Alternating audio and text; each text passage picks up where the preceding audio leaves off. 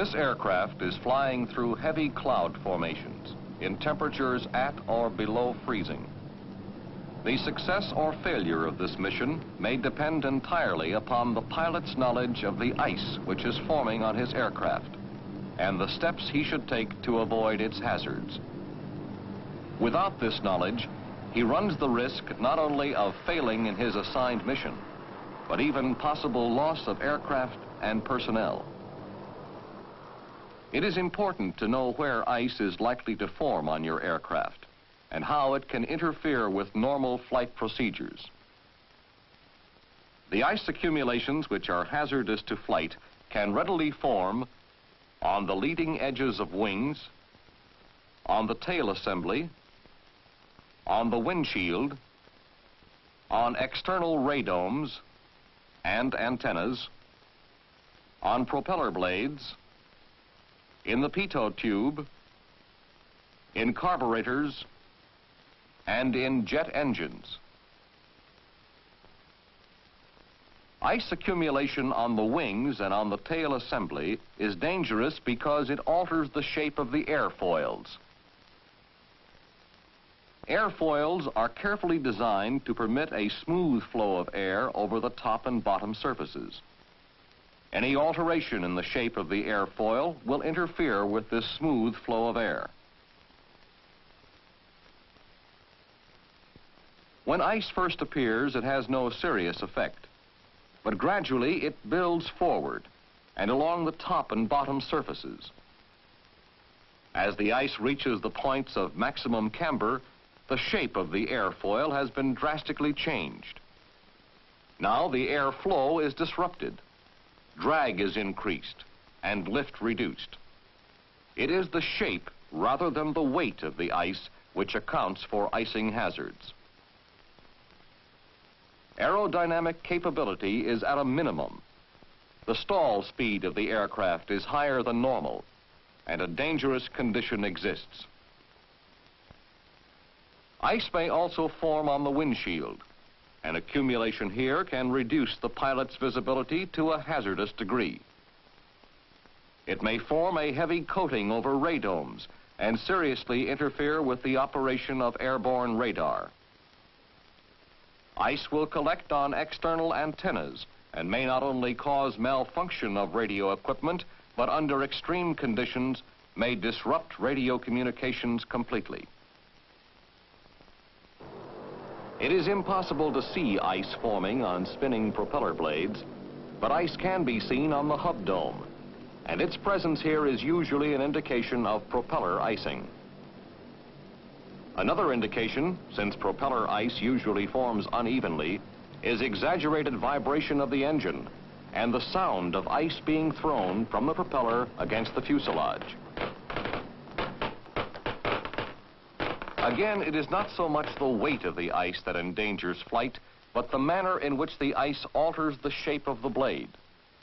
A heavy accumulation can change it from a blade into a rounded, blunt object that is completely ineffective, unable to take hold and move the aircraft forward.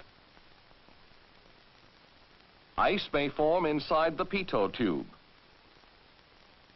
The pitot tube activates the aircraft's airspeed indicator, and the result of heavy icing here will be constriction of the flow of air, causing inaccurate airspeed readings for the pilot.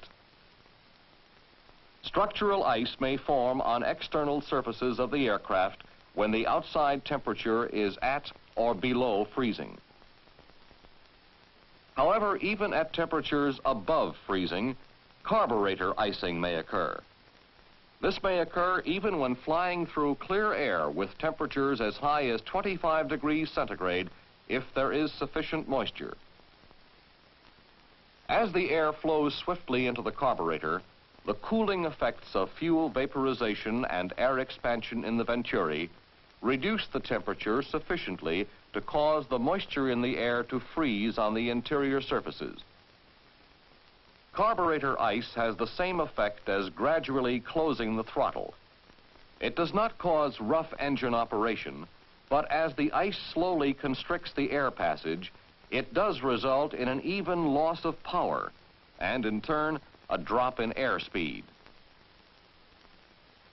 When the outside air temperature is at or below freezing, a different icing condition occurs in the carburetor. The temperature inside the carburetor is well below freezing, and there is, in effect, a harmless snowstorm taking place. However, in this situation, ice may still form on the throttle, and it is advisable whenever structural icing is encountered to move the throttle occasionally to keep it from sticking. As a general rule, jet engine icing occurs under the same conditions as external structural icing. It is of particular concern in turbojet engines of the axial flow compressor type, where the ice forms over the inlet guide vanes, causing a restriction in airflow. The result is reduced engine thrust, excessive turbine temperature, and probable turbine failure. It should be noted, of course, that jet aircraft have the advantages of high speed to fly rapidly out of icing conditions and high ceilings to fly at altitudes where icing is rarely encountered. In general, it is important to remember that ice reduces the overall aerodynamic efficiency of the aircraft. It increases drag, reduces lift. Stall speed is higher than normal. Fuel consumption is greater. And above all, remember that maneuverability is greatly reduced. Avoid steep turns and fast climbs. And when landing, maintain the power needed to ensure sufficient airspeed to avoid stalling. Even though your aircraft carries de-icing equipment to help limit ice accumulation, your best defense against ice formation on the aircraft is to know how and where ice forms and how to avoid it whenever possible. We may find the two types of ice normally encountered in the structural icing of aircraft in an ordinary household refrigerator. The white granular ice that forms on the freezing compartment is rime ice. It is not very cohesive and can be flaked off easily. The hard, glassy ice in the trays is clear ice.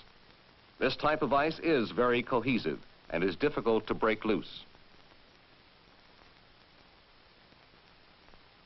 All clouds contain moisture. Wherever this moisture is accompanied by temperatures below freezing, ice will form on aircraft. When clouds are formed in stable air at freezing temperatures, and are composed of a comparatively small number of tiny water droplets, conditions are right for the formation of rime ice. Rime ice usually occurs at temperatures from 0 to -15 degrees centigrade. As a general rule, at temperatures below -15 degrees centigrade in stable clouds, all of the moisture will be frozen into ice crystals and will not adhere to flying aircraft. But rime icing has been observed with temperatures as low as -40 degrees centigrade and should be anticipated any time the outside air temperature is below 0 degrees centigrade. When clouds are formed in turbulent air, both rime and clear ice may be encountered. In turbulent clouds, the moisture near the base is in the form of numerous large water droplets. With increased altitude and its colder temperatures, the water droplets become smaller and less numerous, since many droplets freeze into ice. Near the top, the cloud is predominantly composed of tiny frozen ice crystals. The danger to the flying aircraft is not from the ice crystals, but from the water droplets which freeze upon contact. At temperatures below -15 degrees centigrade, since the droplets are small and less numerous, rime ice can be expected. Where temperatures are between 0 and -15 degrees centigrade, the droplets are large and numerous. In this area, dangerous accumulations of clear ice will form.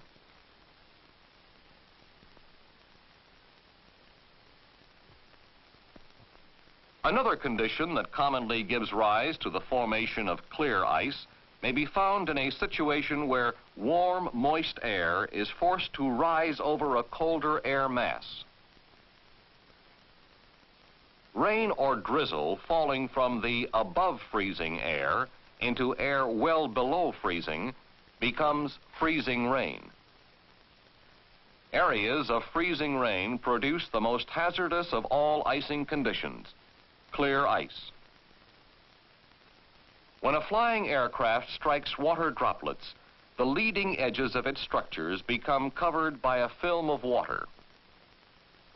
If cooled sufficiently, this film freezes from the inside out, forming a clear, dense, cohesive glaze of clear ice, the most dangerous form of structural ice. Its form is a rounded, blunt shape on the leading edge and may spread over upper and lower surfaces, drastically disrupting the flow of air and causing a considerable loss of efficiency. Clear ice can accumulate rapidly and will adhere firmly when it forms. Rime ice is somewhat less dangerous than clear ice since it accumulates more slowly and is easier to dislodge. It forms at lower temperatures where the water droplets are smaller and less numerous. Each droplet that strikes the aircraft freezes before another strikes on top of it. The resulting accumulation will be in the form of tiny pellets frozen together in a spongy mass. Rime ice usually forms a sharp protruding ridge which does not affect the flow of air as extremely as a clear ice formation does. Very often the ice that forms will be a combination of rime and clear, an irregular conglomerate, forming a rough, blunt mass which can build up to serious proportions. Before any flight, the pilot should obtain from his weather officer a complete picture of any icing conditions along his route. In addition, there are several basic flight rules that should be observed. Never fly into a region where icing conditions are known to exist or are suspected. In any cloud where temperatures are 0 degrees centigrade or below, icing conditions should be suspected. Fly over or around such clouds whenever possible. When penetration of the cloud is unavoidable, select an altitude where the temperature is such that icing is least probable. If temperature distribution data are not available, you can apply the temperature lapse rate rule. Let us assume that you are flying at 9,000 feet and the outside temperature is -4 degrees centigrade.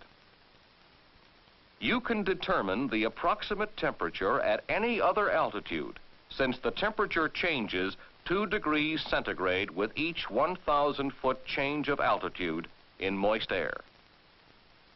As we have seen, the area of most dangerous icing is between 0 and -15 degrees centigrade. Applying the lapse rate rule, you can determine that approximately 5,000 feet below your present altitude, you are likely to find temperatures about 6 degrees above freezing. At this level, structural icing is unlikely.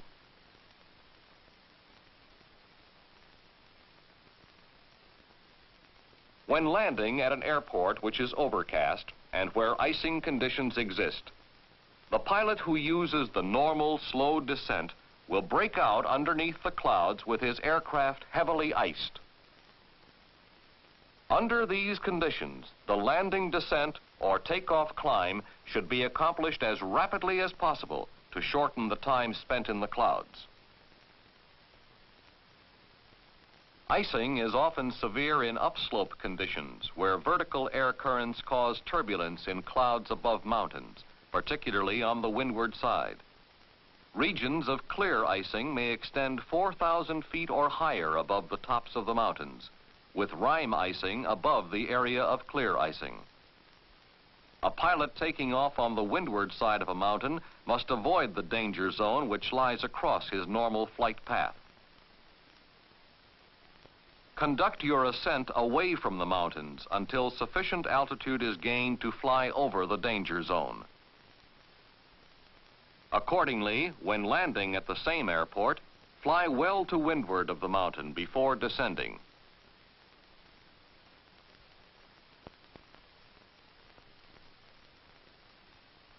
As we have seen, areas of freezing rain are the most hazardous for structural icing. This pilot is flying through rain at freezing temperatures. If he continues at this level, the aircraft will quickly accumulate a dangerous amount of ice. In such a situation, you must immediately find warmer air with temperatures above freezing, or turn back. Judging from the information gained in your pre-flight weather briefing and knowledge of the standard temperature lapse rate, you may find there is above freezing air below. With ample terrain clearance, descend as rapidly as possible to the lower altitude.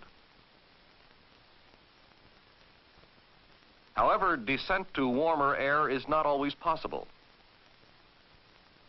This pilot is flying through freezing rain at a minimum altitude. He is becoming badly iced, but does not have adequate terrain clearance to descend safely. In this case, if from your pre-flight briefing you know the location of the warmer air from which the rain is falling and can reach it quickly, you may climb out of the freezing rain. As soon as you reach above freezing temperatures, you should level off and proceed at this altitude.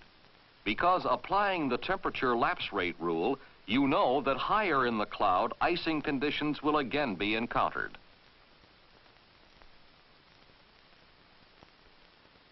Sleet is an accumulation of small water particles that have frozen during their fall through cold air. Since it is already frozen, sleet does not adhere to your aircraft and presents no serious problem. Realize, though, that sleet indicates liquid moisture aloft and proceed without changing altitude. It is important to remember, however, that freezing rain may be mixed with sleet. Whenever liquid moisture is present at freezing temperatures, a dangerous situation exists, and the corrective measures previously discussed should be considered.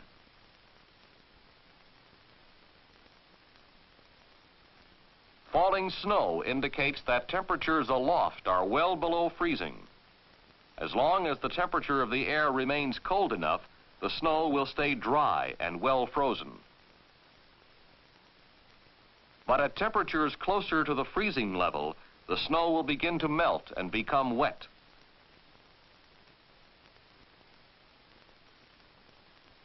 This pilot is encountering falling snow along his flight path. Since he is flying in temperatures near the freezing point, the snow is wet. It melts when it hits his aircraft and refreezes, building up a rough ice formation. Upon encountering wet snow, climb toward colder temperatures where the snow is drier and will not stick to your aircraft.